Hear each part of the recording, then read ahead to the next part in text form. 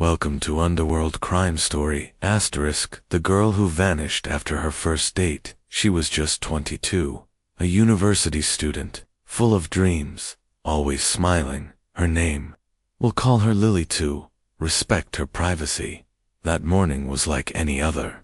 She texted her best friend, posted a quick story on Instagram, and joked with her roommate about the date she had later that evening. It was her first date ever from a dating app. She'd been chatting with a guy for 2 weeks. He seemed kind, respectful, even funny. They talked about music and movies and shared memes like they'd known each other for years. His profile said he was 26, liked dogs, lived in the same city. They decided to meet at a popular restaurant downtown, somewhere public, safe, and easy to reach. Lily shared the location with her roommate, and even said she'd text once she was on her way back. That message never came. At the cafe, witnesses say she walked in around 7:15 p.m., wearing a white sweater and jeans and carrying a small brown purse. She smiled when she saw him. He was already there, seated at a table near the window. They talked and laughed. Waitstaff said nothing seemed strange. They even ordered dessert, paid separately. Everything looked normal. But there was one odd thing. He kept checking his watch, a lot, and when the bill came, he insisted she not take a taxi home. "I'll drop you off," he said. She agreed. That was the last time she was seen in public. Leaving together at 9:03 p.m. Security footage from the cafe's parking lot showed the two walking to a dark gray sedan. She got into the passenger seat. He got behind the wheel. The car drove away, and then silence. No more texts. No phone calls. Nothing. At 1:15 a.m., her phone went offline. No ping, no location, no sign of life. Her roommate reported her missing by 6:30 the next morning. What was supposed to be a fun night had become a nightmare. But it was only after checking nearby CCTV footage that police realized something wasn't right. What they found in the next few hours would send chills through the entire internet. The first date. To understand what really happened, we need to rewind to the very beginning of that night. It started with a casual dinner. Lily arrived first. The restaurant was called Maple & Co., a cozy place known for its soft lighting and friendly vibe. She texted her friend a quick selfie. "Wish me luck at 7:19 p.m. He walked in. The man, let's call him Daniel, was wearing a navy shirt and black jeans. Clean-shaven, polite. Nothing about him seemed off at first. They chatted for nearly 2 hours. Witnesses say there was no shouting, no drama, no signs of discomfort. To an outsider, it looked like a totally normal first date. But when investigators checked the receipts later, they noticed something strange. Clue 1. No name on the receipt. Daniel paid in cash. No card, no name. Meanwhile, Lily used her debit card, leaving a clear trail. Why didn't he want a record of the transaction? Was he planning something? Clue number 2. Overly polite, or just nervous.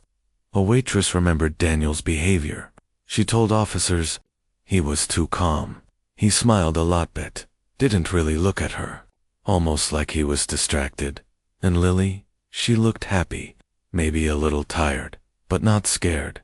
So far, everything felt ordinary. But then came the ride home. Clue number 3. The car Daniel offered to drive her back. According to Lily's texts, she had originally planned to take a cab.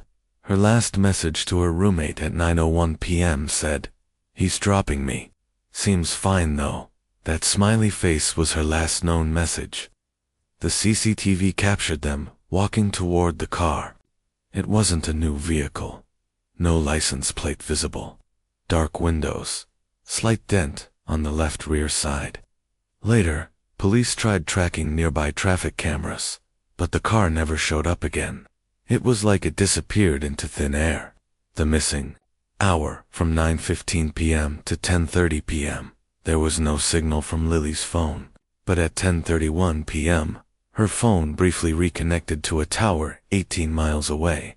It pinged once, and then went dead again. That tiny signal changed everything, because that area, it was near an abandoned warehouse. When police started collecting CCTV footage from around the cafe and nearby streets, they expected the usual: a couple walking, a car leaving, nothing too strange. But what they found, felt wrong. It wasn't just the footage itself, it was what wasn't there. Clip number 1. The parking lot at 9:03 p.m. A camera above the restaurant's entrance clearly shows Lily and Daniel walking out. She looks relaxed. He opens the passenger door for her.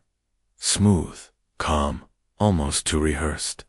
They get into the car, but just 15 seconds later, another camera, a traffic cam pointed at the exit, never records them leaving the lot. The car vanishes. One angle shows them entering, the next one, nothing.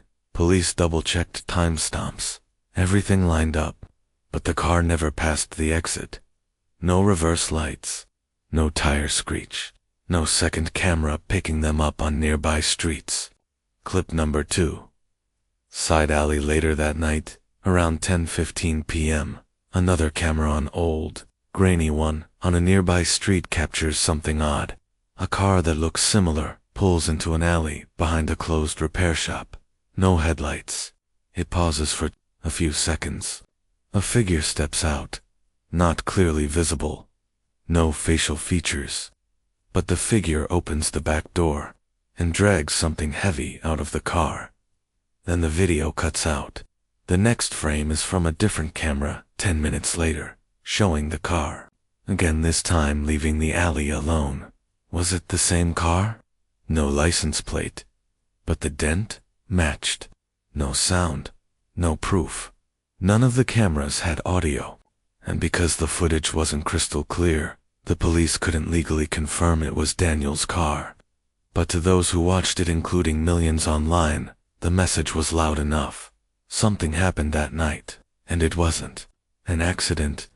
The missing frame, one more detail. A 3-second gap in the restaurant's own footage. Right when Lily and Daniel were heading to the car, just before they stepped off camera, there's a glitch. 3 seconds of static. It might mean nothing. Or it might mean everything. Let me know when you're ready for Chapter 4. The Aftermath, by typing Go. The Aftermath by Sunrise. Lily's disappearance was all over social media. Friends posted her photo, her last outfit, her last message. He's dropping me. Seems fine though. The internet exploded. Hashtags like #FindLily and #FirstDateGoneWrong started trending. But while the world searched Daniel, he disappeared too. Daniel's digital footprint, gone. His dating profile, deleted. Phone, switched off. Social media, scrubbed clean. The number he used to talk to Lily, registered under a fake name, prepaid, untraceable. Even the profile picture, turns out, it wasn't his real photo. It had been taken from an old Instagram account belonging to a fitness coach in another country. Daniel wasn't real. At least, not the version Lily knew. Clue from the CAF. Police re-interviewed the cafe staff. One waitress remembered something strange. He asked where the back exit was. Said he didn't like busy streets. Thought he was just shy. But security footage showed he never used the back door. Why ask? Was he planning an alternate escape route? The warehouse. Remember that warehouse? The one near where Lily's phone pinged briefly. Police searched it, top to bottom. It had been abandoned for years. Graffiti on the walls, empty beer bottles, old tires, rats. But in one corner, they found something that stopped everyone cold. A white sweater, torn, dirty, the same one Lily was last seen wearing. Next to it, a cracked phone screen. It matched Lily's model, but the SIM card, gone. A cold case, with no body, no official suspect, and no clear video. The case hit a dead end. Months passed. No new leads, no arrests.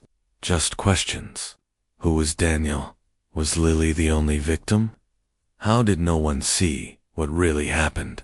The scariest part. He could be out there right now, looking for his next first date. This isn't just a mystery. It's a warning. Lily's story shows us how something as innocent as a first date can become a nightmare. So what can we learn from this? 1. Don't ignore the gut feeling. If everything seems fine, your instincts matter.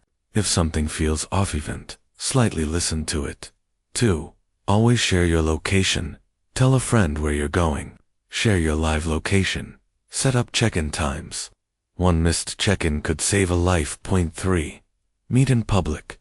Always first dates should always be in public places, with people around. Never let someone talk you into leaving early or going somewhere isolated. 4. Cash payments can be a red flag if someone is trying too hard not to leave a trace, like only using cash. Worth noting, not all red flags scream, some whisper. 5. Look for patterns. Not perfection. Predators are often charming, calm, friendly, even thoughtful, but watch how they behave under pressure. Do they avoid questions? Change subjects? Deflect? That's where the truth hides. 6. Don't be afraid to walk away if a date feels uncomfortable, even if you can't explain why you're allowed to leave. No one's feelings are more important than your safety. Asterisk. Lily's case is still unsolved, but her story has helped others pay attention. If this video keeps even one person safer, if it makes someone pause before getting in the wrong car, then her story wasn't told in vain.